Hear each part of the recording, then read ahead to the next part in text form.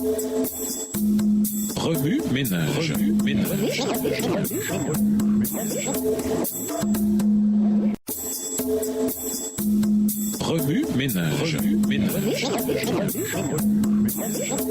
Bienvenue à votre émission Remue ménage. Nous réalisons de mercredi invité des libertés concurrentes. Jésus voyait la liberté sous un angle complètement différent de celui de ses auditeurs, car il considérait que ceux-ci, bien que se déclarant déjà libres, verset 33, manquaient de liberté, Jean 8, verset 32 et les versets 34 à 36. En effet, le père du mensonge, verset 44, le diable, est un maître de l'escroquerie. Il trompe régulièrement les gens en leur donnant l'impression qu'ils ont découvert la liberté alors qu'en réalité, ils glissent dans une totale servitude. Chaque âme dans ce monde doit, en fin de compte, décider qui, selon elle, promet la vraie liberté. Le père du mensonge a commencé son œuvre dans ce monde en promettant une liberté qu'il prétendait supérieure à celle que Dieu avait déjà donnée. En Éden, le serpent a séduit Ève en lui faisant croire que Dieu l'empêchait de découvrir quelque chose de meilleur. Genèse 3, les versets 1 à 6. Après avoir écouté le serpent, elle a été convaincue à tort que Dieu la privait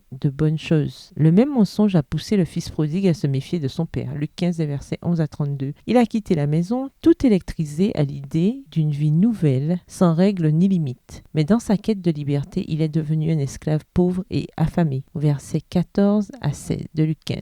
Au lieu de mener une vie réussie, dépourvue de règles et de limites, il s'est retrouvé à s'occuper des cochons. Le monde offre encore des promesses de liberté attirantes. Notre culture nous nourrit constamment de chansons, de films et d'autres médias qui nous donnent l'impression que si nous achetons un certain produit ou nous habillons d'une certaine façon ou parlons d'une certaine manière, nous découvrirons une nouvelle sorte de liberté. La culture populaire nous dit constamment « Tu seras heureux si tu fais ce dont tu as envie ». Ne laisse pas les mentalités étroites de tes parents t'en empêcher. Mais attention, ils leur promettent la liberté alors qu'ils sont eux-mêmes esclaves d'habitudes destructrices, car chacun est esclave de ce qui le domine. 2 Pierre 2, verset 19. En d'autres termes, les gens qui produisent des médias nous promettent une liberté accrue sont ceux-là même qui nous entraînent avec eux dans la servitude lorsque nous cédons à leurs soi-disant conseils. Jésus promet un autre type de liberté, une liberté dans laquelle nous aimons Dieu au plus haut point et faisons passer les autres avant nous-mêmes. C'est la seule liberté qui nous donne une vie pleine de paix, de joie et de sens. Qu'est-ce qui vous empêche de rejeter les mensonges du diable et d'accepter la liberté que Jésus offre? Identifiez les obstacles qui vous empêchent de suivre pleinement le Christ et trouver un véritable ami et partenaire de prière qui peut vous aider à les contourner. La liberté que Jésus donne est authentique, durable et la seule qui compte vraiment. Ménage, méditez de nouveau Jean 8 et versets 31 à 47. Où voyez-vous Jésus